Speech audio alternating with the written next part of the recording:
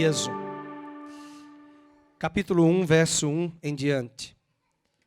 As palavras de Neemias, filho de Acalias, no mês de Quisleu, no ano 20º, estando eu na cidadela de Suzã, veio Hanani, um de meus irmãos, com alguns de Judá.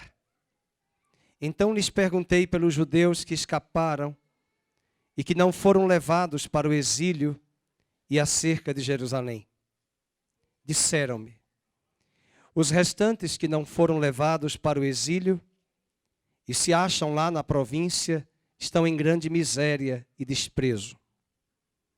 Os muros de Jerusalém estão derribados, as suas portas estão queimadas. E tendo eu ouvido estas palavras, assentei-me e chorei, e lamentei por alguns dias, e estive jejuando e orando perante o Deus dos céus. E disse: ah, Senhor Deus dos céus, Deus grande e temível, que guardas a aliança e a misericórdia para com aqueles que te amam e guardam os teus mandamentos. Estejam, pois, atentos os teus ouvidos e os teus olhos abertos para acudires à oração do teu servo, que hoje faço à tua presença dia e noite, pelos filhos de Israel, teus servos. Faço confissão pelos pecados dos filhos de Israel, os quais temos cometido contra ti. Pois eu e a casa de meu pai temos pecado. Temos procedido de todo corruptamente contra ti. Não temos guardado os mandamentos, nem os estatutos, nem os juízos que ordenaste a Moisés, teu servo. Lembra-te da palavra que ordenaste a Moisés, teu servo, dizendo: se transgredirdes, eu vos espalharei por entre os povos. Mas se vos converterdes a mim, e guardardes os meus mandamentos e os cumprirdes, então, ainda que os vossos rejeitados estejam pelas extremidades do céu, de lá os ajuntarei, e os trarei para o lugar que tenho escolhido para lhe fazer habitar o meu nome. Estes ainda são teus servos, e o teu povo que resgataste com teu grande poder e com tua mão poderosa. Ah, Senhor, estejam, pois, atentos os teus ouvidos à oração do teu servo e à dos teus servos que se agradam de temer o teu nome. Concede que seja bem-sucedido hoje o teu servo, e dá-lhe mercê perante este homem. Nesse tempo, eu era copeiro do rei. Pai, nós abrimos o teu livro nesta noite, nesta manhã de ceia, nesta chuva tão especial que cai lá fora, para limpar essa atmosfera de poluição. As tuas águas purificadoras que estão no teu trono também se façam presentes aqui, para restaurar a igreja brasileira, restaurar a tua noiva, restaurar os muros da nossa vida pessoal e da nossa personalidade, e restaurar também a nossa nação. Oramos agradecidos pela tua fidelidade, o teu Espírito e a tua palavra, que são poderosos para nos dar suporte e fortalecer a nossa fé. No nome do teu Filho Jesus oramos. Amém. Você pode sentar. Você tem hoje um boletim em suas mãos que vai fazer um divisor de águas na nossa vida, se você se alinhar ao nosso propósito. Um propósito inspirado na Bíblia, não inspirado em projetos de homens. Se você abrir o boletim, você terá dentro 52 dias de oração. E por coincidência ou providência divina, hoje é o dia 1º de setembro. E nós, daqui, a partir de hoje, até o 52º dia, você terá todos os motivos de oração elencados aqui para orarmos, tomando por base os textos de Neemias.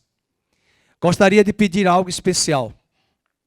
Eu gostaria que você escolhesse alguém para orar durante esses 152 dias na igreja. Não se precipite em pensar agora quem é a pessoa. Que Deus lhe dê até o final do culto, até hoje à noite, o nome dessa pessoa que você quer orar. Mas veja bem, 52 dias. Além disso, eu vou desafiar você, não por mim, por persuasão humana, mas pela Bíblia, que o peso que estava em Neemias era para orar pelo seu povo. Nós precisamos orar pelo Brasil. Nós precisamos orar pela igreja brasileira. Nós precisamos orar pelo povo de Deus que precisa aprender com Neemias um espírito de lealdade e de aliança para com a igreja. Neemias está no Irã, onde hoje é o Irã. Ele está na Pérsia. Aquela terra onde ele estava, os judeus haviam ido para lá no ano 586 a.C.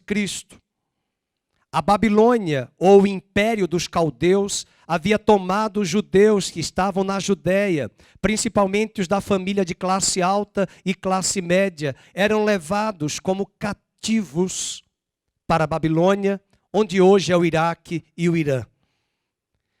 Mas, anos depois, décadas depois, o Império Medo-Persa conquista aquele território. E nos dias de Neemias, já haviam voltado de Babilônia para Judá dois líderes importantes. Por isso que eu falo que se nós não entendermos os processos históricos, esse texto nada vai nos acrescentar.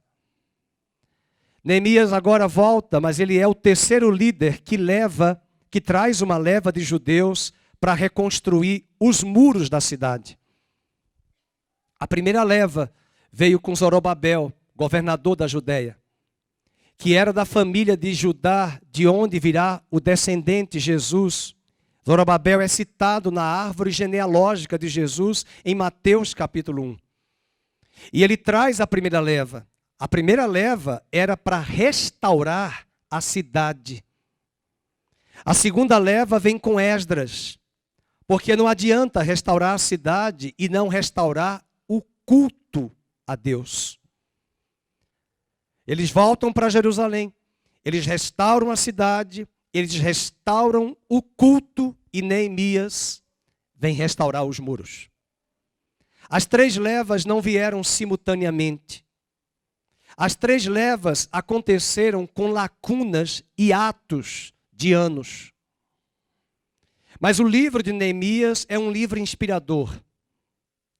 O livro de Neemias, hoje o pastor Felipe vai pregar-nos à noite, vai falar sobre a liderança de Neemias, os atributos de Neemias, quem é Neemias. Mas eu quero tentar hoje de manhã fazer um arcabouço, colocar você nesse contexto desse livro, para tentar pelo Espírito Santo estimular o seu coração e o meu para orarmos. Para pedir a Deus sabedoria e orarmos com objetividade. E você pode perguntar, primeiramente, por que 52 dias? Abra sua Bíblia, no livro de Neemias capítulo 6. Foi o tempo que ele levou para acabar o processo de restauração dos muros. Neemias 6, verso 15, leiam comigo. Acabou-se, pois, o muro.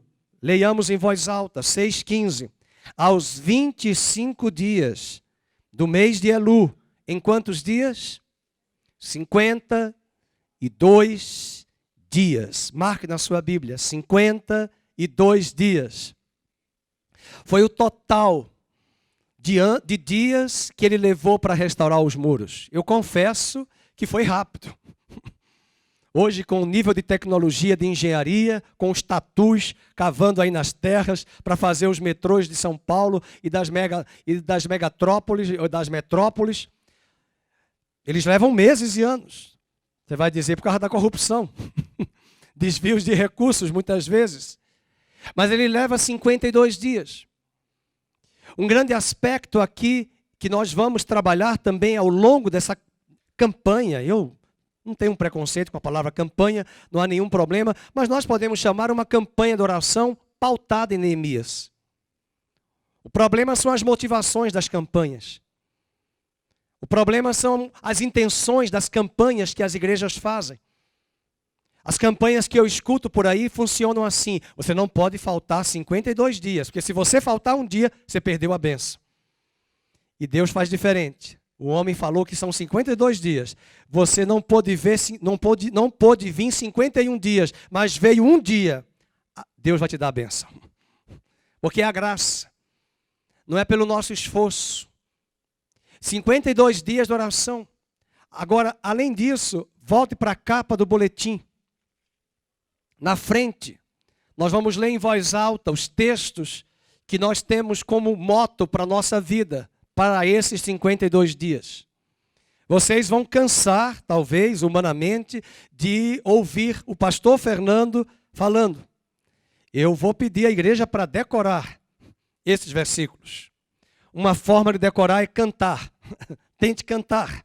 Vamos dizer esse texto em voz alta. Grande e extensa é a obra. E nós estamos no muro, muito separados, longe uns dos outros. Só aqui eu poderia dedicar um grande tempo para fazer um único sermão. Nós estamos separados no mundo contemporâneo. As distâncias são grandes. Ninguém mora mais hoje em cidades dentro do centro. É nos condomínios. Os condomínios de hoje têm toda uma infraestrutura de restaurante, pizzaria, shopping, loja, banco, para que você e eu não saiamos das cidades intramuros. As demandas de hoje, o tempo que nós temos, os nossos pais também tinham 24 horas. Mas os estímulos de urgências, de necessidades e de situações que nós vivemos hoje, que nossos pais não tiveram, isso tem roubado o nosso tempo. Nós estamos chegando às igrejas domingo extremamente cansados. E como temos falado, domingo só de manhã, porque domingo à noite não é o dia do Senhor, é o meu dia para fazer o que eu quero. Eu sei que há muitos que viajam, eu sei que há muitos que têm compromissos, mas nós precisamos entender essa frase. O muro requereria muitos trabalhadores judeus que voltaram de Babilônia para colocar a mão no arado e trabalhar para restaurar os muros. Mas eles estavam separados. Eu acredito que nós estamos separados fisicamente, mas embora as demandas são grandes, mas nós precisamos estar mais juntos. Nós precisamos estar juntos também em oração uns pelos outros, porque a palavra que Deus está nos dizendo é que grande e extensa é a obra que Deus tem para este país, para a igreja brasileira, para a nossa família e para a nossa casa, mas não vai ser no oba-oba, na cantoria que as vitórias virão, vai ser também pelo esforço, pelo engajamento, pela disciplina da nossa parte. Continuando o texto que ele diz, vinde pois, é uma ordem, vinde pois, vamos ler juntos, reedifiquemos os muros de Jerusalém e deixemos de ser opróbrio. O que é opróbrio? Vergonha. Uma outra palavra que a Bíblia utiliza, vitupério. Que nós não sejamos vistos como espetáculos de corrupção, espetáculos de vergonha, de opróbrio, mas nós sejamos vistos como um povo marcado pela graça de Deus. E ele diz agora, vamos juntos, disponhamo-nos, faltou um S aí, disponhamo-nos e edifiquemos, e agora, e fortaleceram as mãos para a boa obra. Por isso eu quero abrir meu coração hoje de manhã. Já estou trabalhando esse texto de Neemias no Tênis Clube às terças-feiras. Neemias foi um dos primeiros livros do Velho Testamento que eu li com afinco. Neemias fala de restauração dos muros. Os muros para nós, no mundo contemporâneo, não nos falam muita coisa, só os dos condomínios fechados.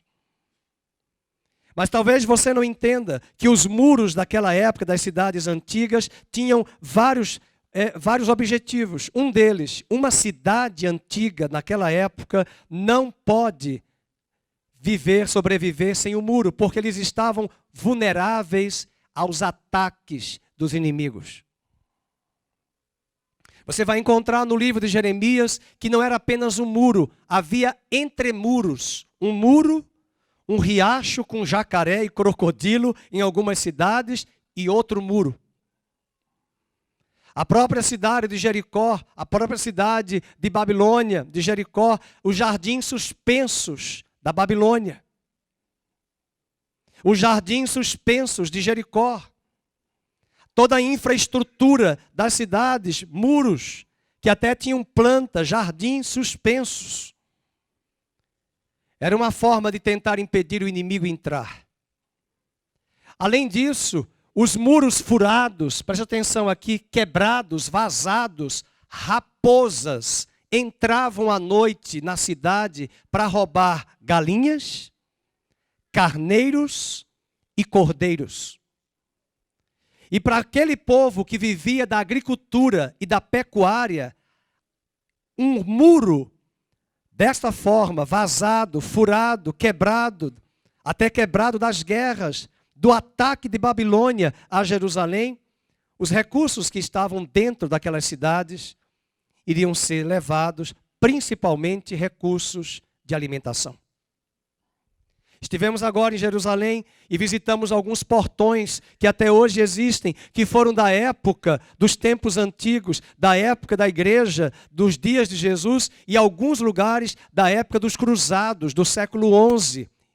E ainda do período bizantino, de Bizâncio, quando foi o grande imperador na região da Turquia, na antiga Constantinopla. Todos esses muros e alguns portões ali, como o portão de Damasco, o portão do Leão.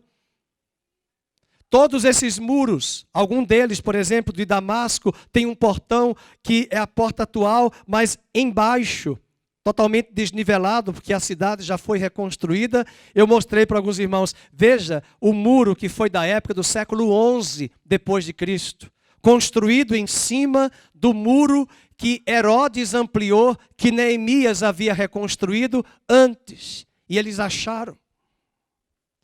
Outro achado arqueológico que nós não tivemos oportunidade de ver, que é algo fantástico, que nos últimos 10 anos, o aqueduto de Ezequias, os canais onde as águas passavam, e ele fez sem a época do tubo e conexões Tigre, que não existiam. Ele fez os canais que traziam água de fora para prover para a cidade. Não tinha Sanasa. E uma das estratégias de guerra do exército inimigo era sitiar a cidade nos muros e estancar a hora em que estancar os rios que davam para a cidade para trazer água. E aí Ezequias faz toda uma infraestrutura de criar canais que levassem essas águas para dentro da cidade de forma subterrânea. E há registros no Velho Testamento de que uma das estratégias de guerra era esperar que esse povo saísse da cidade para buscar água. E eles podiam ser mortos.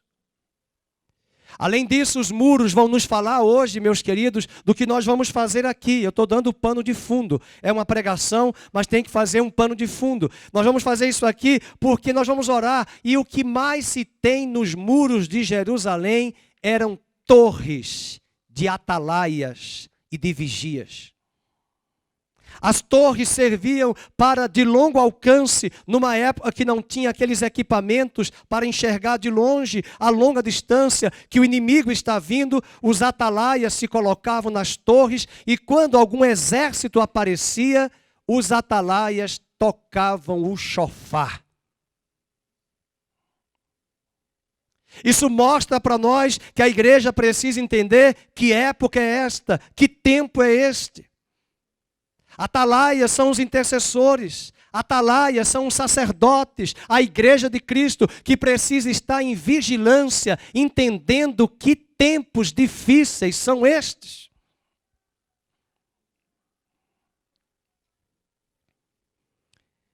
Eu tenho tanta coisa para falar, mas meu coração e a minha mente às vezes vai à frente do corpo. Os neurônios caminham, processando de tantas informações. Mas Neemias é um livro que fala também de restauração dos muros. E deixe-me dizer uma coisa, não vai adiantar nada eu falar de muro. E o que é que tem a ver isso com a sua vida? Tudo, porque os muros também nos falam da nossa personalidade. Quando você chegou a Cristo, quando eu vim para Cristo, nós viemos com as mazelas do velho Adão.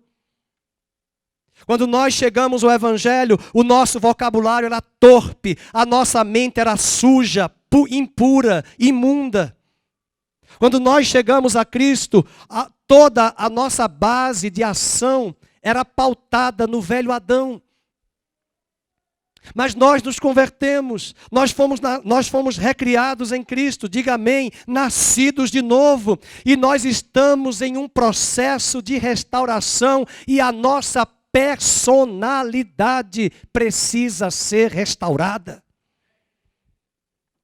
Personalidade implica restaurar as nossas emoções, os nossos sentimentos, os nossos pensamentos, a nossa vontade, a nossa ação. Essas áreas da nossa vida, elas ficam ao longo de anos vulneráveis.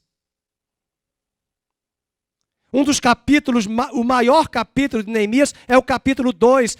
Eu não tenho muita paciência de ler, porque eu sou muito acelerado, mas às vezes quando eu chego eu digo, Fernando, para, agora você lê. Só tem nome, mas também tem que eles restauraram as portas, os ferrolhos, as trancas e os muros.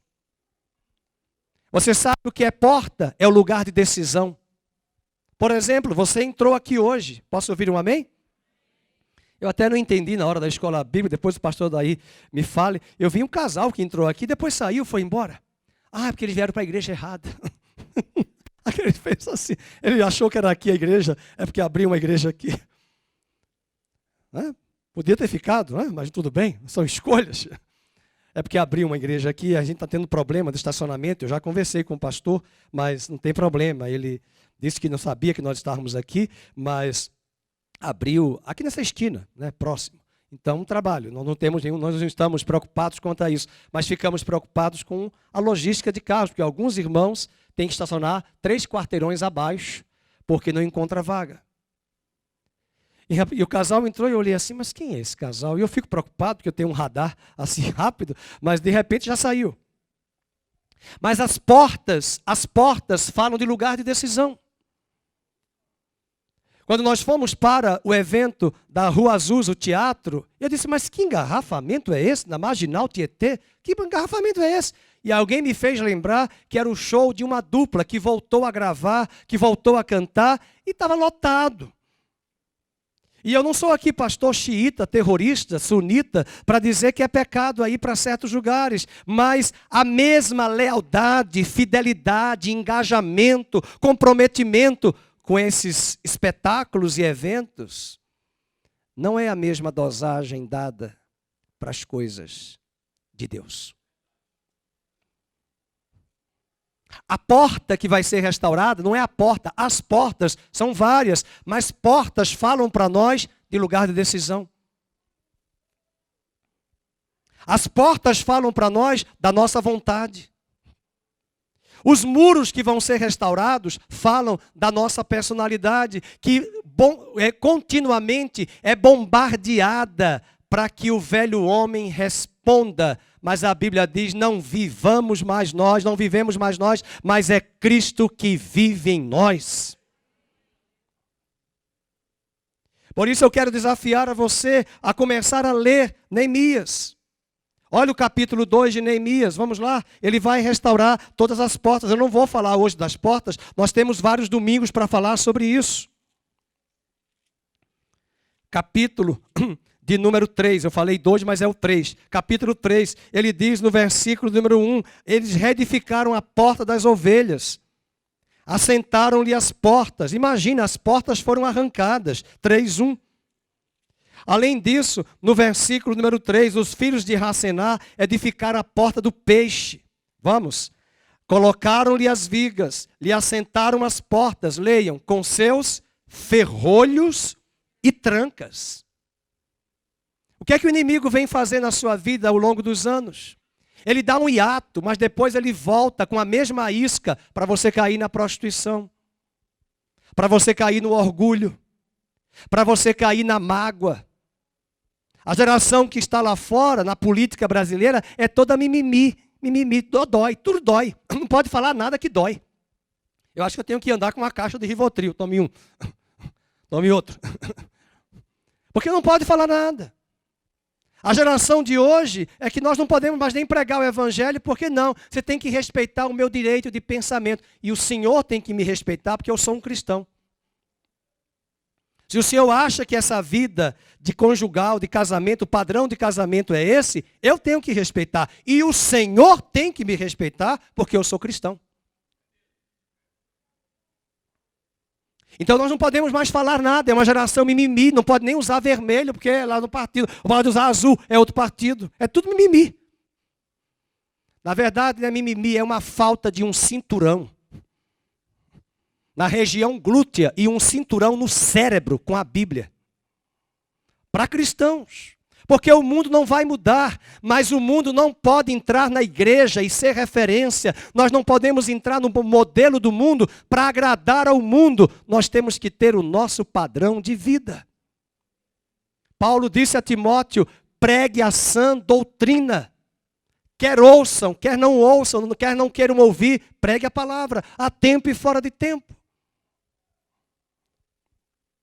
Quem foi Neemias? Anote aí, Neemias está no boletim, mas você pode anotar. Neemias significa em hebraico uma figura muito importante do Espírito Santo. Neemias significa aquele que o Senhor consola. Aquele que o Senhor conforta.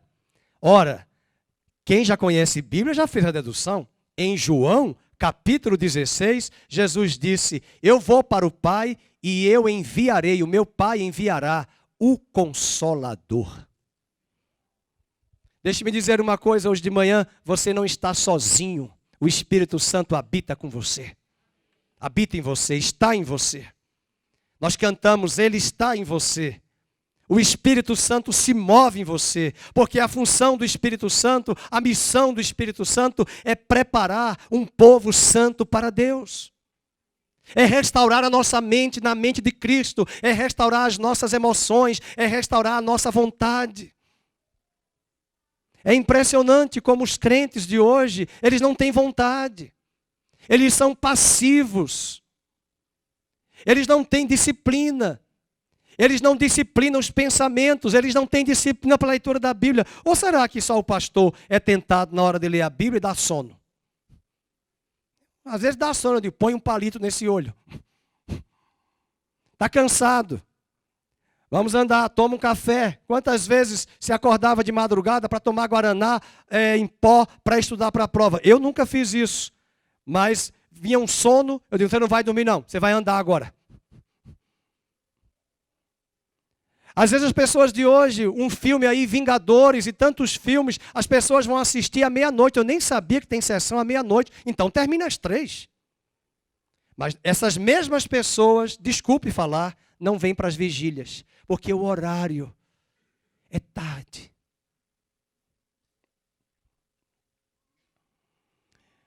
Ontem nós tivemos um evento que é o primeiro, uma vez ao mês, conversas de família.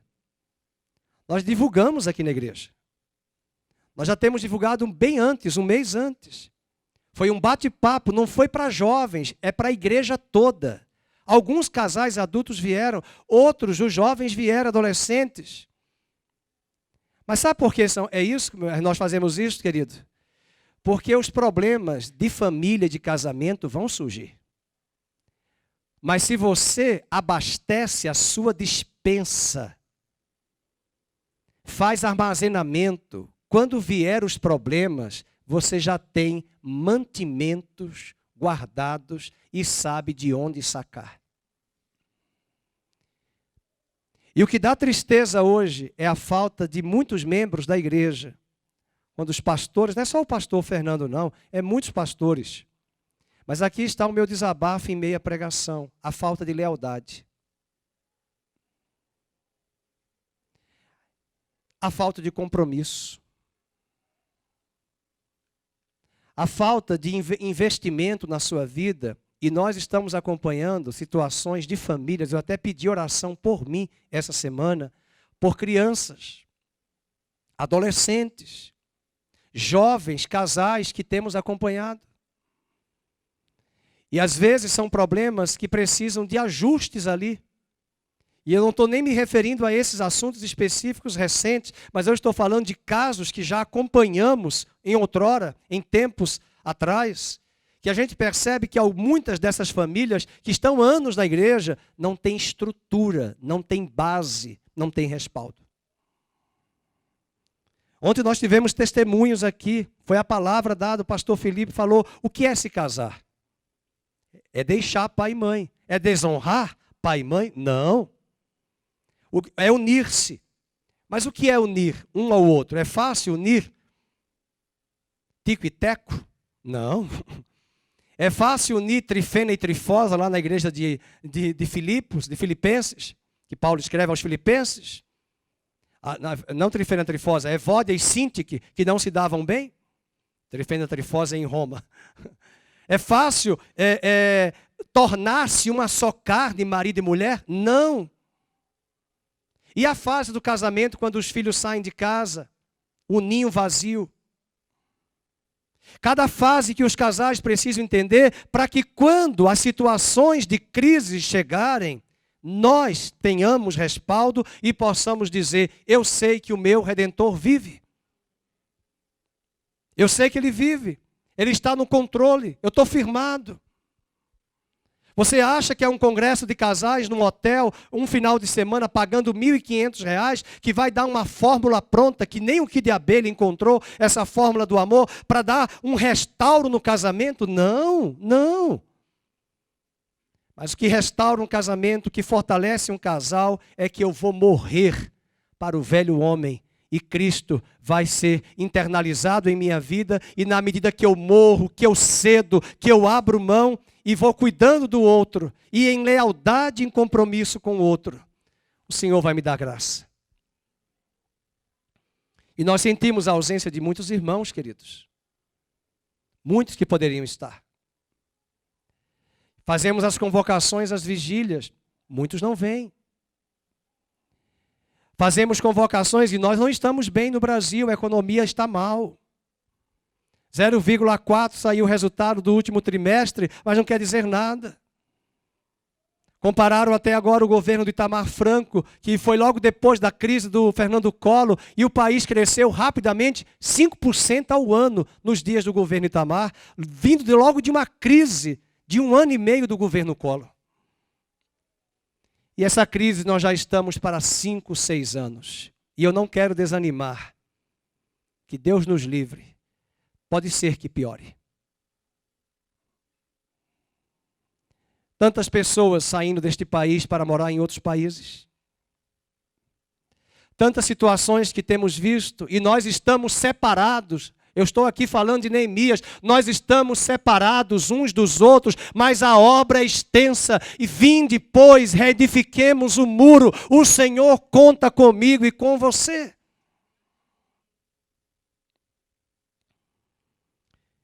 Por que eu estou falando isso? Porque Neemias não está chorando agora.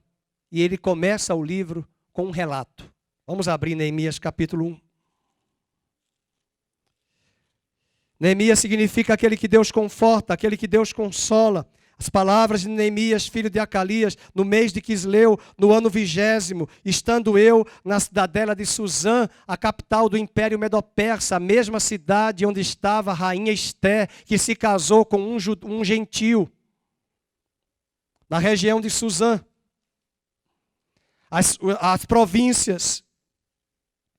O versículo 2, e veio Anani, um de meus irmãos, com alguns de Judá. Então lhes perguntei pelos judeus que escaparam e que não foram levados para o exílio. Quem são esses judeus? Os pobres que Babilônia havia deixado em Jerusalém e em Israel. Cá entre nós, esses pobres que ficaram desprovidos de recursos, a maioria deles se casou, se misturou com pagãos. Os gentios foram morar lá. A própria Assíria e a própria Babilônia usaram ambos de estratégia de deixar gentios ali. Por isso que quando Jesus vem à terra, aqui na terra, lá no ano 0, né, ou -4, depois que foi corrigido o calendário antes de Cristo, quando ele nasce, aquela região era chamada uma parte da Judéia, a Galiléia dos gentios. E por que os samaritanos não se davam bem com os judeus? Porque desde a Síria, Os gentios foram morar ali e se casaram com judeus que moravam naquela região do sul. E diz a Bíblia que esses judeus que ficaram, os pobres, que não escaparam, que não foram levados para o exílio e acerca de Jerusalém. Então ele perguntou pelos judeus. Isso mostra para nós que ele está perguntando não pelo casamento dele, por uma coisa material, por uma bênção material, mas ele está perguntando: como está o meu povo? Versículo 3 diz: disseram-me, os restantes que não foram levados para o exílio, vamos, e se acham lá na província, leiamos, estão em grande miséria e desprezo. Os muros de Jerusalém estão derribados e as suas portas. Vamos para o diagnóstico? Primeiro, estão em grande miséria. A miséria tem aumentado no Brasil. A desigualdade tem aumentado nesse país. As pessoas perderam emprego. São mais de 13 milhões de desempregados. E se você multiplicar que para cada família, 13 milhões, se multiplicar por 3 ou 4, pelo menos 4 pessoas dentro de uma casa sustentada por esse salário, é uma boa parte da população. Os muros de Jerusalém estão derribados, quer dizer, nós estamos vulneráveis. Mas eu quero trazer para você hoje de manhã, seus muros estão derribados? Como é que está a sua personalidade e a minha? Ficamos dodói, machucados por qualquer coisa? E eu falei isso no estudo bíblico que eu dou à tarde. Será que você fica machucada por alguém de fora que não te conhece, que te ofende? Dói mais uma palavra de alguém que não te conhece ou de uma pessoa muito próxima a você que vem te machucar? A palavra de um filho, de um marido, de uma esposa. A palavra de um irmão, de um pastor que te ofendeu, ou até mesmo de um outro irmão. E nós, quando nós deixamos que esses ataques do inimigo atinjam a nossa alma, o nosso coração, a primeira coisa que pensamos: não vou mais na igreja. Não vou mais almoçar com a minha família no Natal e no Ano Novo. Não quero ver mais fulano. E aí começam, né? E aí esquecemos que lá em Efésios capítulo 6, o apóstolo Paulo diz: revestimos, pois, de toda a armadura de Deus, para que possamos resistir contra as ciladas e os dardos inflamados do maligno. E uma das peças da armadura do soldado romano era um couro que era colocado aqui na caixa torácica para que quando o ataque viesse, apagasse os dardos que atingiriam essa parte tão nevrálgica, que é o coração e os pulmões. O inimigo tem vindo para tentar investir na sua vida, no seu emocional, nos seus sentimentos. E o mais importante nesse diagnóstico, acompanhe a última frase: e as suas portas o quê? E o que eu tinha falado aqui, as portas falam de quê? O lugar da decisão. Está aqui uma porta, você decidiu entrar hoje aqui, foi uma decisão sua. Para entrar, você tomou a maçaneta e abriu.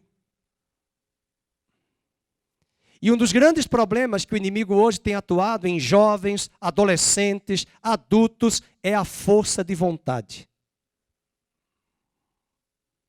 Uma vontade fraca, uma vontade frágil, uma vontade oscilante. Começa algo, nunca termina, não tem vontade. Mas é interessante, geralmente isso é para as coisas de Deus. Porque para os shows, para os eventos, para as comidas, as comilanças, nós temos tempo. Parece que agora para encher a igreja, por isso que nós não temos essa estratégia. Existem vários tipos de igrejas, não tem nenhum problema. Tem pessoas que ficam preocupadas em dizer: o que eu acho errado é a pessoa sair da igreja e não dar nenhuma satisfação ao pastor, aos irmãos. Ou vim para uma igreja apenas com um caráter utilitarista. O que é que eu posso me utilizar aqui? Mas muitos vêm à igreja nessa visão utilitarista. Por quê? Porque só vêm se servir de alguma coisa, mas não querem servir. Não querem se preocupar com os outros. Qual foi a pergunta de Neemias? Vamos para o capítulo 1, vamos ver. Qual foi a pergunta dele? Então lhes perguntei pelos judeus que escaparam, que não foram levados para o exílio, e acerca de Jerusalém. E meus irmãos, quando ele ouve o diagnóstico, vamos ver o verso 4. Tendo ouvido eu estas palavras, vamos ler juntos? Assentei-me, chorei, lamentei por alguns dias, estive jejuando e orando perante o Deus dos céus, e disse, e ele vai fazer o quê? A oração. Se você pegar, por exemplo, o período que ele fez isso, chorar, pensar e se assentar, ele não fez isso em 1 hora e em 1 dia. Se você aprender a ler a Bíblia, você vai ter muito cuidado de ver que tem muita coisa séria aqui. Porque antes de Deus nos confiar uma responsabilidade, uma missão em qualquer área, Ele vai nos dar um peso. Não adianta querer fazer a obra de Deus, tem muita gente na igreja que quer fazer a obra, mas não tem amor nem por Deus, nem pelo outro. Ele quer o cargo. Ele quer aparecer. Ele quer a função. Não adianta, por exemplo, que minha função é tocar teclado. Do que adianta você tocar teclado se você é um crocodilo falando com os outros? Você está ali na mesa, aí vai lá, dá desaforo para o Felipe, dá desaforo para o Esdras. Mas eu toco aqui, mas não sabe falar com as pessoas. Não cumprimenta. Que missão é essa que Deus vai nos dar se nós não temos amor? Pode ler na Bíblia os evangelhos, todas as vezes que Jesus fez milagres. Pode marcar na sua Bíblia. Leia os versículos anteriores. Grandes milagres foram assim. E moveu-se Jesus de profunda compaixão. Hoje a gente grita, amarra demônio, esperneia e a cura não acontece. Mas a Bíblia diz que ele movia-se de compaixão. E as pessoas eram curadas. Não existe ministério na igreja que não seja eficaz se não for precedido de uma profunda empatia, identificação. Dá uma olhada quando ele começou a orar e a chorar e a jejuar. Volta para o capítulo 1, versículo de número 1. No mês de Quisleu, no ano 20º. Agora vai para o capítulo 2, verso 1. No mês de Nissan, no ano 20º, do rei Artaxerxes. A diferença de um mês, de uma passagem para outra, no calendário judaico, 3 a 4 meses. O que é que ele fez nesse período de 3 a 4 meses? Volta para o capítulo 1, verso 4. Tendo ouvido estas palavras, vamos ler? Assentei-me, vamos, chorei, lamentei, e estive jejuando e orando perante o Deus dos céus. O cristão de hoje não, ele quer começar um jejum hoje. Pastor, eu preciso saber se Deus quer que eu vá para Barra Nova, no Paraná. Aí já vou começar um jejum. Então, como ele nunca jejuou, ele nunca se programou, ele nunca leu a Bíblia, mas ele é imediatista, por isso que tem os ídolos daqui, da região do Brasil, que chegou aqui, demora muito, o culto é 2 horas, eu não gosto. Quero uma coisa mais rápida. Aí quando descobre que aqui a gente ora e às vezes leva anos para responder, ou meses, porque tem orações que Deus não respondeu para mim até hoje. Vai levar anos. E daí? Qual o problema? Eu vou mandar em Deus? Aí muda de igreja. Por quê? Porque ali tem um ídolo que eu oro e é imediatamente. Pode ir. Mas essa é a ideia que muitos têm. Aí Neemias, ele vai orar 4 meses, e quando ele chega em Jerusalém, ele não fala para ninguém. Olha o capítulo 2, verso de número 11 e 12. Cheguei a Jerusalém, estive 3 dias, então à noite me levantei, uns poucos homens comigo. Não declarei a ninguém o que o meu Deus me pusera no coração para eu fazer em Jerusalém. Ele ficou calado, não disse nada. E ao chegar em Jerusalém, o diagnóstico que ele viu no capítulo 1, ele vai conferir no capítulo 2. E quando é que ele vai começar o ministério? No capítulo 3. Então não existe nada automático. Os cristãos de hoje, eles querem uma campanha de reza, uma campanha de oração, que oremos e imediatamente aconteça. Não funciona assim. E aqui eu quero terminar trazendo esses 4 pontos que estão no capítulo, no boletim que você vai ler, porque o primeiro, ele se importou e agiu em 4 maneiras diferentes. Ele importou-se o suficiente para perguntar. Primeiro, ele perguntou pelo seu povo. Como é que está o meu povo? Uma tristeza que me dá é ver artistas agora famosos morando nos Estados Unidos e dando palpite das políticas de Amazônia. E eu tenho vontade de perguntar, o que é que a dita cuja senhora está fazendo lá em Orlando há 10 anos?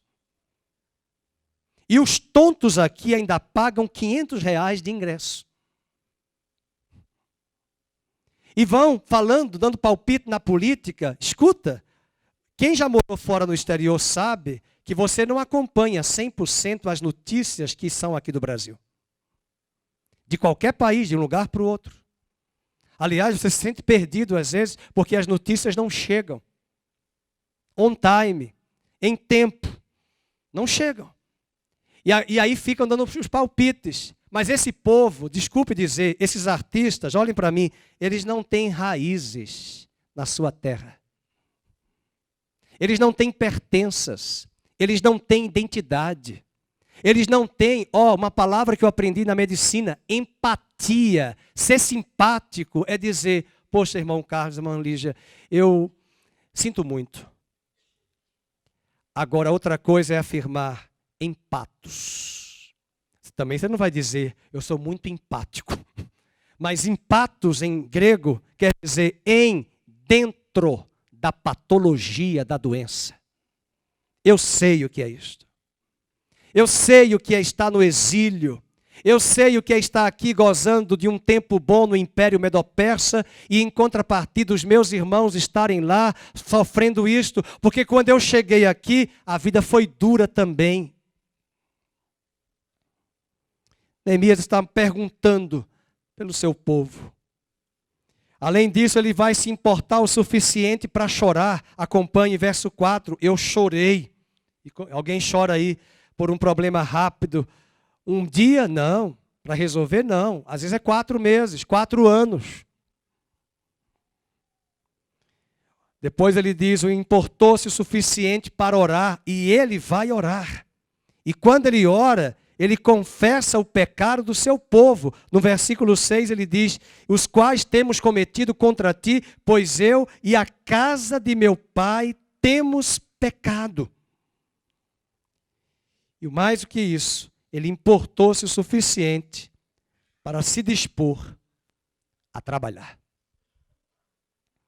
E a partir do capítulo 2, 3, 4, até o final, ele vai ter muito trabalho, muita resistência do inimigo, muito desânimo, até falsa profecia para tirá-lo do caminho.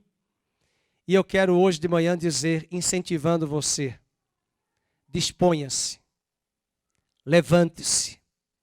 Deus quer restaurar a sua personalidade. Deus quer restaurar áreas da sua vida. E quando você começar a ler Neemias, que eu vou pedir que você leia, o capítulo 2, verso 19, já começa aí falando desses personagens que vão ser continuamente citados. E você precisa saber quem são eles. Vamos ler o verso 19?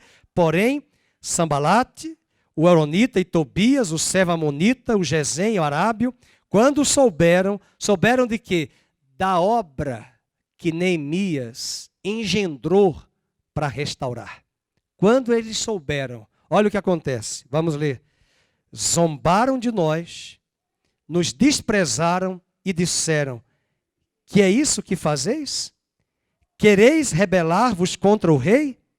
Então lhes respondi, e você vai ler comigo em voz alta. O Deus dos céus é quem nos dará bom êxito. Nós, os seus servos, nos disporemos, reedificaremos. E ele deixa uma coisa muito clara: vós, os inimigos, não tendes parte, nem direito, nem memorial em Jerusalém. Depois leia em casa o capítulo 3 e 4. Mas eu quero chamar a atenção do boletim. Hoje nós vamos orar no capítulo 1 de Neemias, verso 1 e 2.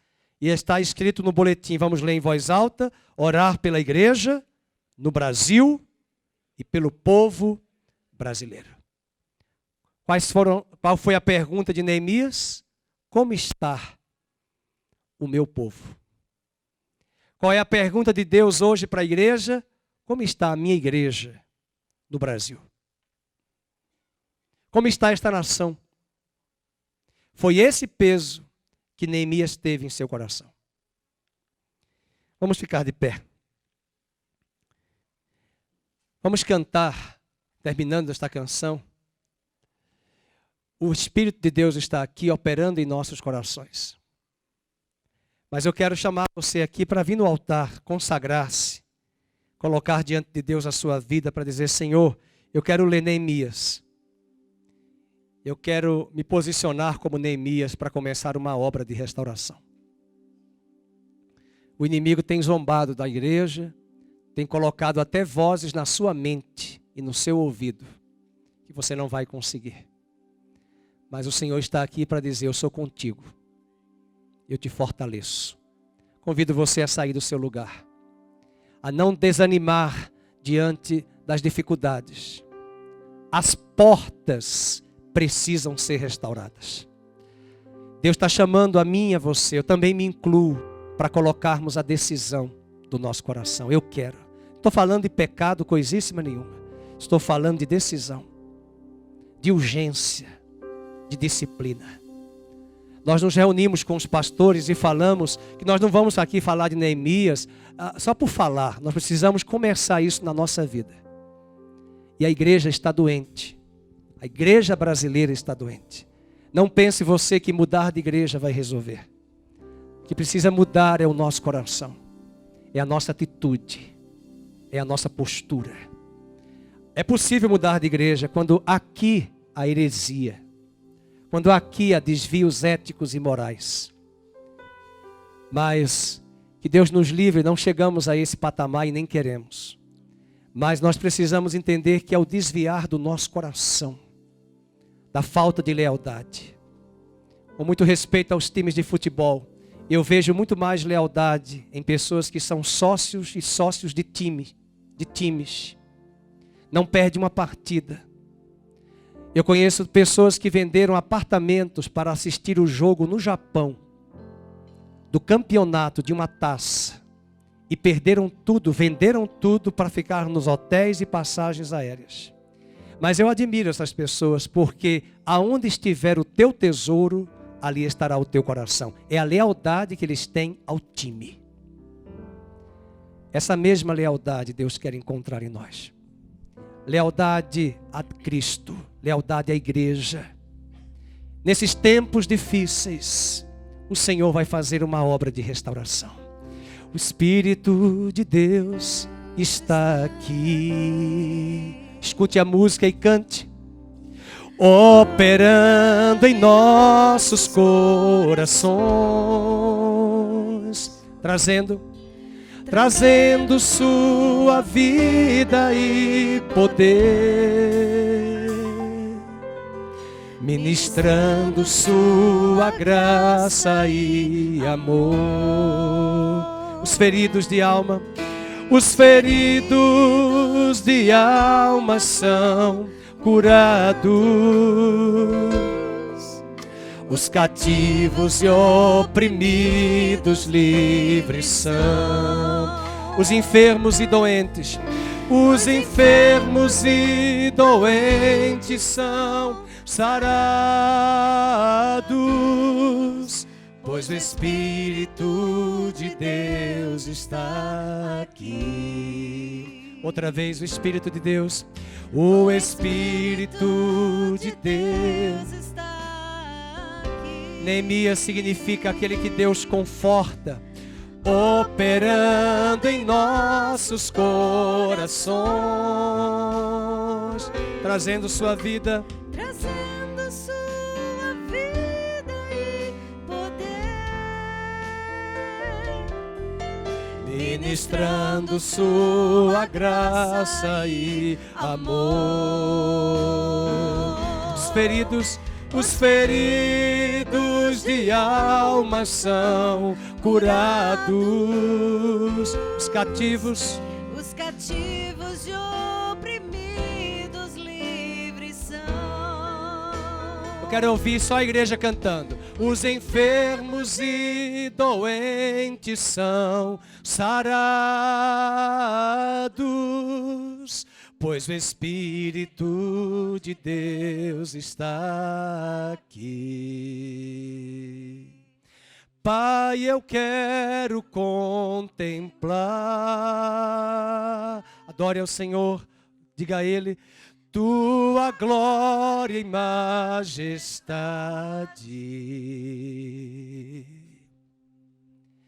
Pai, eu quero te adorar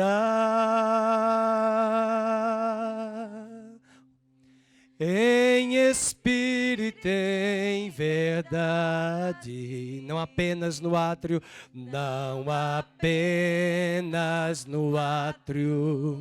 ou no santo lugar. Eu quero te entronizar entre os querubins. Ó, leva-me. Oh, leva-me à sala do trono. É desta sala que vem a cura pelo novo e vivo caminho.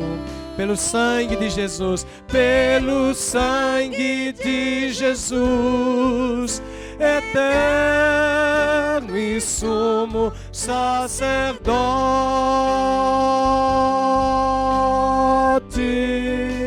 Oh, leva-me à sala do trono, para ouvir a tua voz, Senhor, para te adorar, Senhor.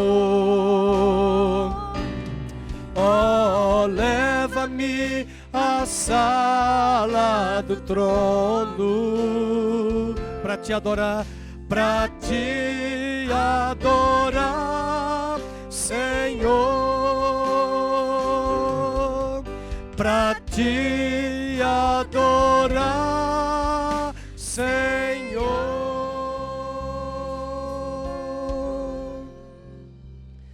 Pai, nós nos curvamos diante da tua presença. Quando esse teclado toca, nós queremos te pedir perdão pela falta do nosso coração estar alinhado com o teu coração. Quando nós perguntamos a ti, nós perguntamos apenas pelas nossas coisas materiais. Quando Neemias se encontrou com Hanani, ele perguntou: como é que está o meu povo? Como é que está nos dias de hoje a minha igreja, a minha cidade, a minha nação? Estamos cansados de um cristianismo, Senhor, onde só foca o seu umbigo, o seu eu. E essa mazela, esse mal tem estado em nosso coração. Queremos nos arrepender e pedir perdão diante da tua presença, pela nossa falta de compromisso, de lealdade como igreja, nessa falta de compromisso com o país, com a nação, onde uma boa parte da nação torce para o fracasso do governo. Parece que nós queremos ver os muros derribados, a cidade destruída, a nação fracassada, a miséria e a pobreza, porque é o outro que poderia trazer, mas eu não quero que seja o outro. Nosso egoísmo, nossas invejas, nossa maldade tem afrontado a tua ira, a tua santidade. Tem despertado em ti uma ira, uma tristeza no seu coração em relação à tua igreja. Como igreja nós estamos separados, as denominações disputando seus territórios, querendo ganhar a primazia. Nós só pensamos nas nossas tribos, mas nós não pensamos como igreja, como tu pensas. Nós só estamos pensando, é a nossa igreja que vai crescer, é o nosso nome que vai brilhar. Nós não pensamos na tua igreja. Por isso nós te pedimos perdão hoje de manhã. Nós olhamos para o diagnóstico de Neemias e parece que não é diferente dos nossos. Da nossa vida pessoal, da nossa força de vontade que está fraca, uma vontade que não tem ânimo para as coisas do Senhor, mas nós temos ânimos para tantas coisas desse mundo. Nós temos ânimos para as baladas, para os bailes, para as festas, para os shows. Nós queremos isto hoje nas igrejas, mas nós não queremos ter ânimo. Nós não queremos ter a disposição de Neemias de sair da terra do Império Medo-Persa e vir para Jerusalém pobre. Nós queremos ir para os lugares melhores, prósperos, grandes, que ostentam, que nos dá a sensação de progresso. Nós queremos estar talvez nas melhores igrejas, nos melhores templos, lindos, ostentando uma coisa que muitas vezes nós nem sequer temos. E nada contra, Senhor, os prédios das igrejas, porque a tua casa tem que ser feita melhor, com esmero. Mas não adiantaria nada termos um templo tão lindo e o nosso coração tão derribado, as nossas portas derribadas, sem ferrolhos, sem trancas. Nos arrependemos hoje de manhã diante de Ti.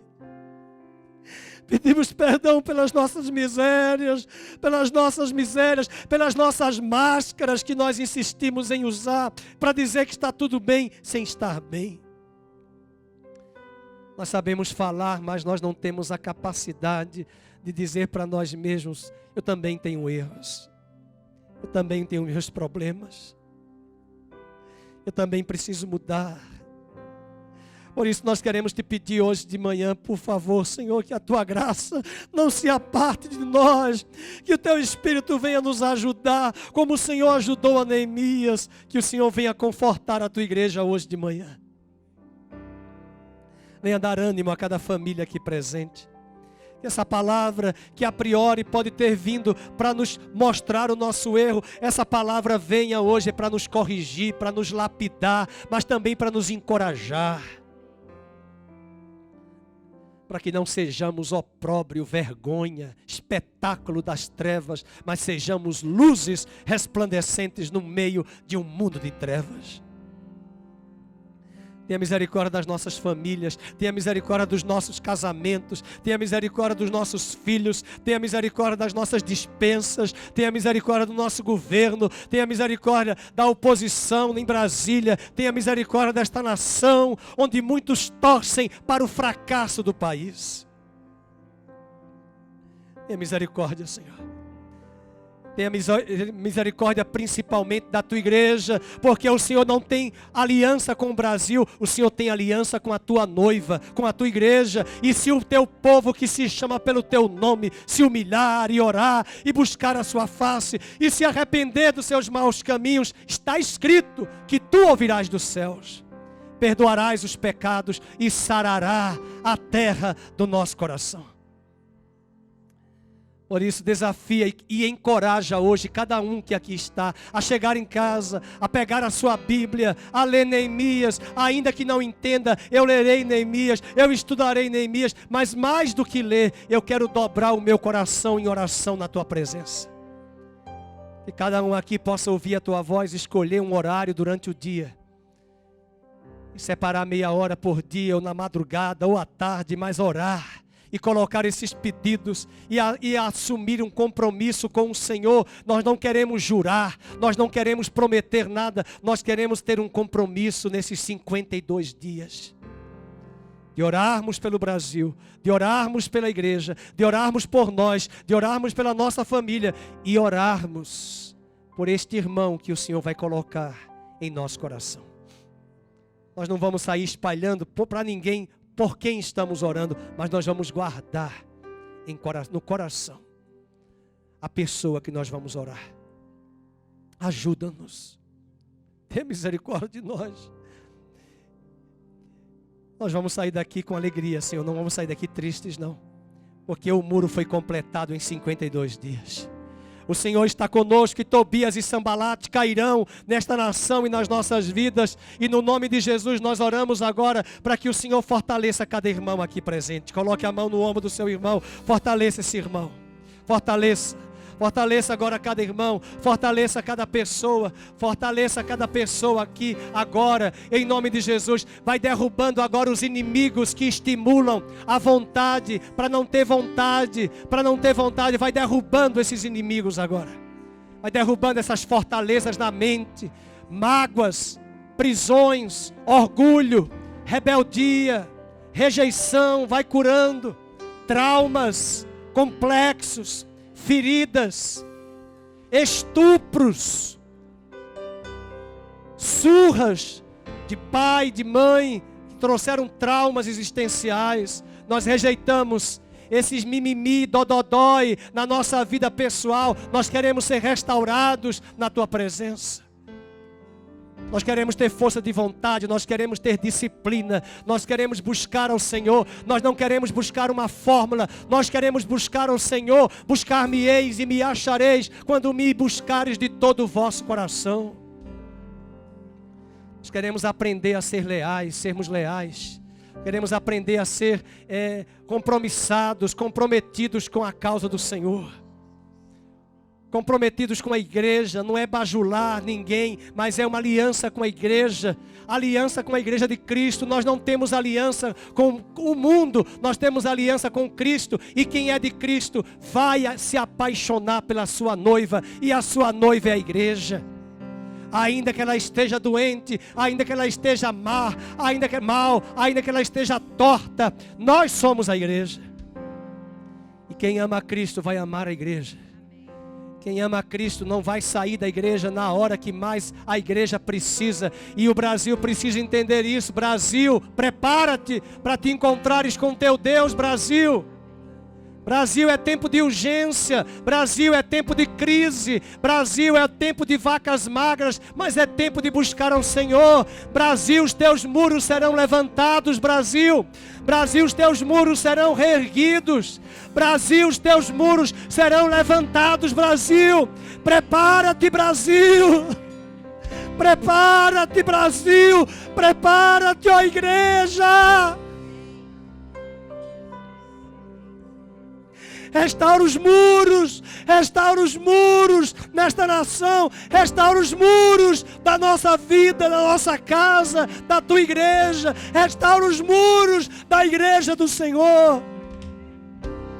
Nós repreendemos e rejeitamos a pornografia, o adultério, a prostituição, a mentira, a lascívia, as máscaras, a aparência. Nós rejeitamos isso na nossa vida.